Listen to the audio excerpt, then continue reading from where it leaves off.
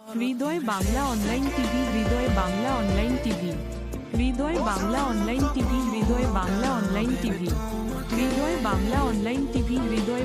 23 June সকাল আনুমানিক 7:40 ঘটিকায় চিটাগাংয়ের পাহাড়তলী এলাকায় রিফাত নামে একজন ব্যক্তিকে বাসা থেকে ডেকে নিয়ে গিয়ে সন্ত্রাসীরা ছুরিতে আঘাতে হত্যা করে।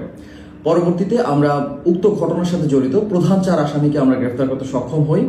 প্রাথমিক জিজ্ঞাসাবাদে জানা যায় যে পূর্ব শত্রুতার জের ধরে উক্ত রিফাতকে বাসা থেকে ডেকে নিয়ে গিয়ে হত্যা করা হয়। উক্ত আসামিদেরকে থানা হেফাজতে পাঠানো হয়েছে। হৃদয় বাংলা অনলাইন টিভি, হৃদয় বাংলা অনলাইন টিভি, হৃদয় বাংলা অনলাইন টিভি, হৃদয় বাংলা